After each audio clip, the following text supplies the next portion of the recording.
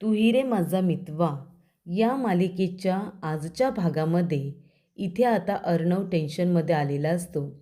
त्याला असं वाटतं अंजली पुन्हा एकदा घर सोडून जाते की काय. तो म्हणतो, आजी तू काळजी करू नको, मी ताईला थांबून येतो, तिच्याजवळ बोलून येतो. तेव्हा आजी म्हणते, थांब चिंटू, हे बघ आता तू अंजलीला काहीही बोलायला जाऊ नकोस, तिला समजवायला जाऊ नकोस. कारण जिथे शब्दांना किंमत नसते ना, तिथे समोरच्या व्यक्तीला समजावून काहीसुद्धा होत नाही. मी असं नाही म्हणणार की अंजली नाती विसरली, पण खरं सांगू का, बाळाच्या भविष्याची भीती तिच्या मनामध्ये अशी काही बसली की ती आता सध्या कुणाचं काही ऐकून घेणार नाही आहे. तू तिच्याजवळ चांगल्याचं जरी बोलायला गेलास ना, तरीसुद्धा ते तिला चुकीचं वाटेल. त्यामुळे आता तू तिच्याजवळ काहीच बोलायला जाऊ नकोस. ती कुठेही जाणार नाही. ईश्वरीने तिला समजावलंय. हे बघ, तिला स्वतःची काळजी नसली तरी बाळाची काळजी आहे, त्यामुळे ती कुठेही जाणार नाही. तर इथे राकेश आलेला असतो. अंजली म्हणत असते, आहो चला आत्ताच्या आत्ता आपण घर सोडून जाऊया. तेव्हा राकेश म्हणतो, अंजली अगं हे काय करतेस तू? आपण घर सोडून कुठे जायचं सांग बरं, आपल्या बाळाच्या भविष्याचं काय? तेव्हा अंजली म्हणते, आहो सगळीच बाळं काय बंगल्यात जन्माला येत नाही, माहिती आहे ना तुम्हाला. आणि तुम्ही जिथे ठेवाल तिथे मी आनंदात राहणार आहे, सांगितलं आहे ना तुम्हाला. तेव्हा इथे राकेश म्हणतो, अगं अंजली मी फक्त आपल्या बाळाचा विचार करत नाही आहे, तर अर्णवचं काय सांग बरं तुम्हाला. अर्णवचं काय? अगं ती ईश्वरी कशी आहे तुला माहिती आहे ना. ती ईश्वरी आपल्या अर्णवला ताब्यात ठेवायला बघते आणि आपला अर्णव वाहवत चालला आहे. आपण जर इथून निघून गेलो ना, तर त्या ईश्वरीला अजूनच रान मोकळं होईल. तिच्या मनाला येईल तशी ती वागत जाईल. मग आपण काय करायचं? अगं ती ईश्वरी संपूर्ण घरावरती ताबा मिळवेल आणि आपल्या घरातल्या माणसांना अर्णवला घरातून बाहेर काढेल. मग आपण हे सगळं होऊ द्यायचं आहे का? अगं ती ईश्वरी आधीपासूनच पैशांसाठी आणि प्रॉपर्टीसाठी लालची होती. जोपर्यंत तिचं अर्णवबरोबर लग्न झालं नव्हतं तोपर्यंत तुझ्या मागे पुढे करायची, आणि आता अर्णवबरोबर जसं तिचं लग्न झालं तसं ती तिचे खरे रंग दाखवायला लागले ना. म्हणून मी तुला म्हणतोय, हे बघ आपण जर इथून गेलो ना, तर त्या ईश्वरीला रानच मोकळं होईल. संपूर्ण घराला इथे उद्ध्वस्त करेल, सगळ्यांना रस्त्यावरती आणेल. ते आपण होऊ द्यायचं नाही. म्हणून तू काळजी करू नको. आता मी आलो आहे ना, आता मी बरोबर सगळं काही करेन. तू फक्त एक काम कर अंजली, मी जे काही बोलेन ना त्याच्या होला हो द्यायचं तू. बाकी काही करू नकोस. जे काही करायचं आहे, जे काही सांभाळून घ्यायचं आहे ते मी बरोबर घेईन. तू फक्त माझ्या होला हो कर. तेव्हा इथे अंजली राकेशला आता मिठी मारते. राकेशच्या डोक्यामध्ये खूप मोठा प्लॅन सुरू असतो. आत्तापर्यंत अर्णवचे सगळे प्लॅन फ्लॉप झालेले असतात आणि राकेशच जिंकलेला असतो. ह्या वेळेला काय होतं काय माहिती. तर इथे ईश्वरी म्हणत असते, आजी हे घ्या, जेवणाच्या आधीची तुम्ही गोळी घ्या. तुम्ही काही खाल्लेलं नाही आहे, मी तुमच्यासाठी काहीतरी खायला आणते. तेवढ्यातच इथे मामा आता आतमध्ये आलेले असतात. तेव्हा अर्णव म्हणत असतो, मामा अरे ताई आहे ना बाहेर. तेव्हा मामा म्हणतात, अरे हो मी मगाशी बघितलं तर ती बाहेरच बसली होती आणि अजूनही बाहेरच आहे. अजूनपर्यंत ती घरामध्ये आलेली नाही. हे बघ तू काळजी करू नको, अंजली कुठेही जाणार नाही आहे. तेव्हा इथे ईश्वरी म्हणत असते, सर मी काय म्हणाले होते तुम्हाला, फिकर नॉट, अंजलीताई कुठेसुद्धा जाणार नाही. तेव्हा इथे आजी म्हणत असते, चिंटू अरे तू नको काळजी करू, मी आहे ना, मी अंजलीला व्यवस्थित समजावून सांगेन आणि उद्याचा गुढीपाडवा आहे ना, तो आपण सगळ्यांनी एकत्र अगदी आनंदाने साजरा करायचा. आणि जर इथे अंजली नाही ऐकली ना, तर मी तिला बरोबर खडचावेन, तिचे कान पकडेन आणि तिला समजावून सांगेन. तेव्हा इथे मामा म्हणतात, बघितलंत ना, माझी आई आहे ना, आता ती ऑन झालेली आहे. तुम्ही आता आईचं दुसरं रूप बघाल, प्रेमाने समजावेल. आणि जर अंजली नाही ऐकली ना, तर मग आई सुभद्रा 2.0 आता आपल्या अंजलीला बघावी लागेल. तेव्हा इथे आजी म्हणत असते, बस झालं अविनाश, आता इथे मस्करी नको, आपल्याला अंजलीला समजवायचं आहे. त्यानंतर इथे अंजली आणि राकेश घरामध्ये आलेले असतात. तेव्हा अंजली त्यांनी म्हणते, आजी सगळेजण बाहेर या. तेव्हा प्रेक्षकांनो, सगळेजण आता बाहेर यायला निघतात. तर इथे आकाश आणि नम्रता दोघेजण आईस्क्रीम खात असतात. तेव्हा इथे आईस्क्रीम नम्रताच्या नाकाला लागलेली असते. आकाशचं लक्ष जातं. आकाश जातो, नम्रताच्या नाकाला लागलेली आईस्क्रीम काढून तिला दाखवतो. तेव्हा इथे नम्रता म्हणते, सर तुम्ही पण ना? तेव्हा आकाश म्हणतो, मी पण काय? तेव्हा इथे नम्रता म्हणते, तुम्ही पण ना? नौटंकी आहात एकदम. तेव्हा इथे आकाश म्हणतो, हो का?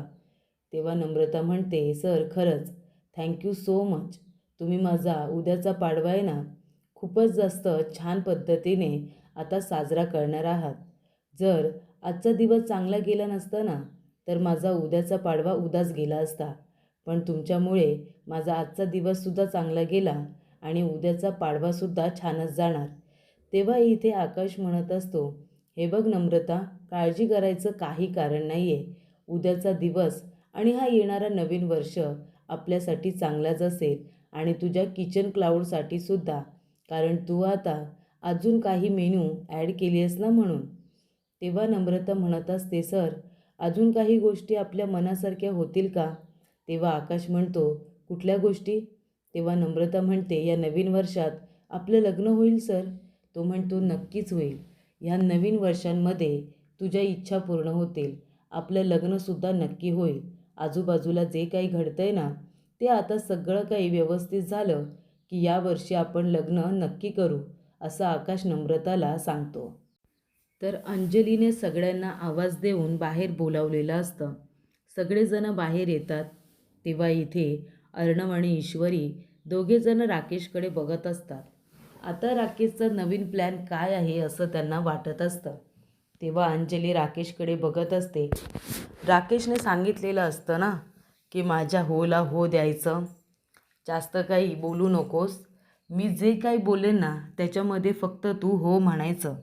तेव्हा इथे राकेश म्हणत असतो की कशात आजी, सगळेजण ठीक आहात ना? खूप दिवसानंतर आलो आहे ना, तेव्हा विचार केला की तुमच्या सगळ्यांसाठी काही ना काहीतरी गिफ्ट घेऊन जायचं.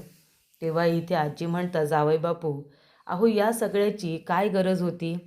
तेव्हा राकेश म्हणतो, असं काय बोलताय आजी, गरज कशी नव्हती? गरज तर आहेच ना. तेव्हा इथे आता राकेश म्हणतो, आजी हे घ्या, तुमच्यासाठी शाल घेऊन आलो आहे, तुम्हाला नक्की आवडेल. आणि मामा तुमच्यासाठी मस्त असा शर्ट आणला आहे. तेव्हा मामा म्हणतात, अरे वा जावई बापू, लग्नामध्ये आहेर जसा देतात तसे आल्या आल्या सगळ्यांना आहेर वाटतंय अगदी. त्यानंतर इथे राकेश आता मामीला म्हणतो, मामी हे बघा तुमच्यासाठी साडीसुद्धा आणले.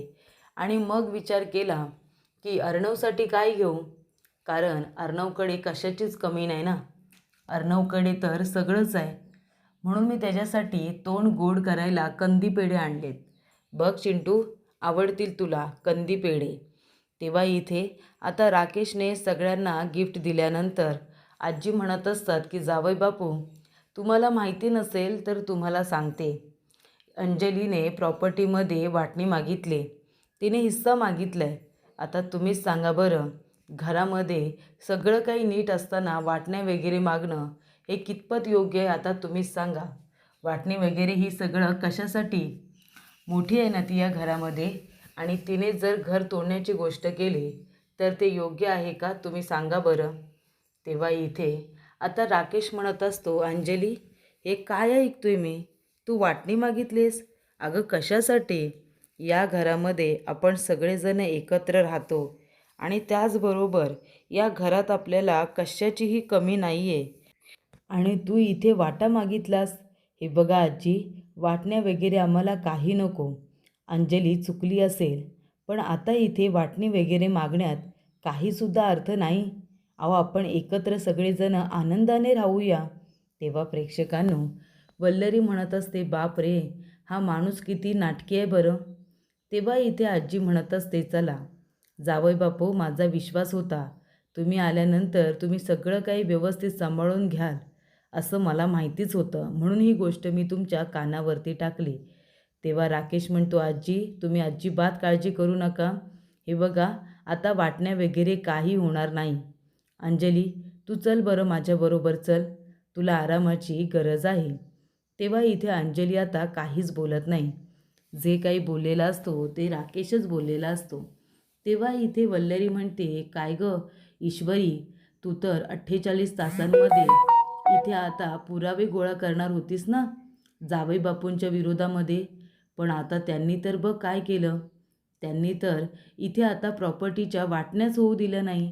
मग त्यांच्या विरोधात तू काय बरं पुरावे गोळा करशील?" ही गोष्ट आधीच अंजलीने सांगितलेली असते की ईश्वरी तुमच्या विरोधात पुरावे गोळा करणार आहे. तेव्हा राकेश तिला काय म्हणतो, "कर नाहीतर डर कशाला? आणि तसंही मला काही पुरावे वगैरे गोळा करायची गरज पडणार नाही आहे. आणि तिला काय भेटणार आहेत माझ्या विरोधात पुरावे?" असं राकेश म्हणालेला असतो. "मी तर खूप चांगलं आहे." आणि तेव्हा इथे राकेशला दादाचा फोन आलेला असतो. दादाला पैसे परत हवे असतात. तेव्हा तो म्हणत असतो, "दादा काळजी करू नका, मी तुमचे पैसे उद्याच्या उद्या परत करतोय, मला फक्त थोडासा वेळ द्या." तेव्हा अर्णव तिथे येतो आणि म्हणतो, "काय मग काय झालं? दिवस मोजायला आता सुरुवात कर, लवकरात लवकर तुझी हकालपट्टी या घरातून होणार आहे." तेव्हा राकेश म्हणतो, "खरंच का?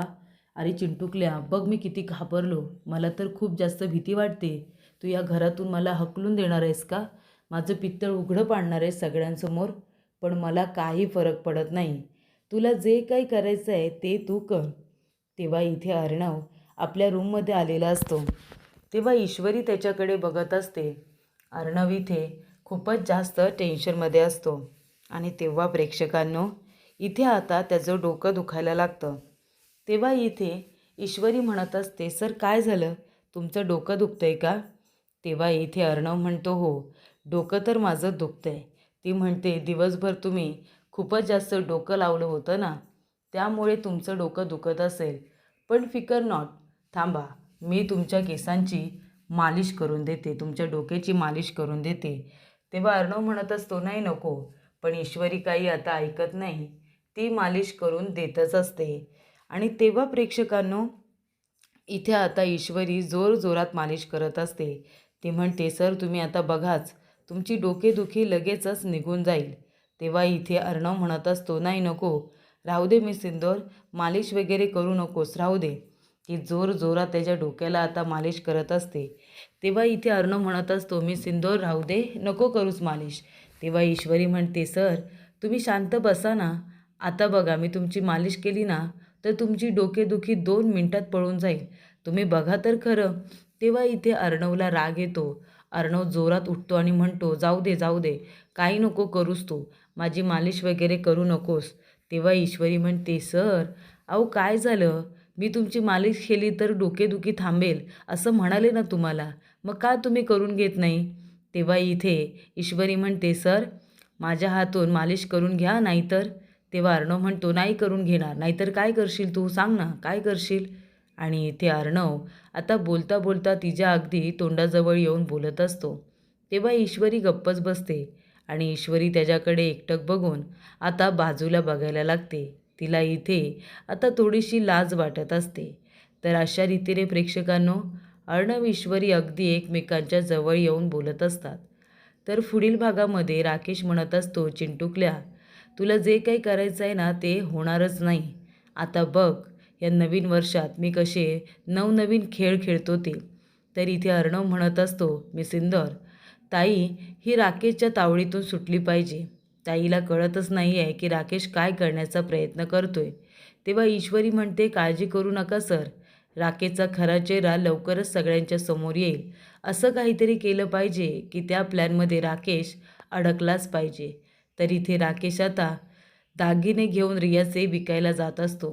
तो म्हणतो की हे रियाचे दागिने विकतो आणि त्याच्यातून काही पैसे मिळत आहेत का ते बघतो आणि दादाच्या तोंडावरती ते पैसे फेकून मारतो. दागिने घेऊन जात असताना तिथे अंजली आलेली असते. अंजली म्हणते, "काय हो काय झालं, कुठे जाताय तुम्ही? आणि हे काय आहे तुमच्या हातामध्ये, सांगा ना, काय आहे याच्यामध्ये?" तेव्हा इथे आता प्रश्न हे अंजलीने विचारलेले असतात आणि इथे राकेश घाबरलेला असतो. त्याच्यामध्ये रियाचे दागिने आहेत आणि आता जर ते अंजलीने बघितले तर अंजलीला किती राग येईल. आणि ही गोष्ट राकेशला माहिती असते. जर ते दागिने दुसऱ्या मुलीचे आहेत असं कळलं तर. आणि आता हे दागिने जर अंजलीने बघितले तर हे दागिने मी तुझ्यासाठीच आणलेत असं म्हणून आता राकेशला तिथल्या तिथे ती गोष्ट आता दाबून ठेवावी लागेल असा प्रश्न त्याच्या मनामध्ये आलेला असतो.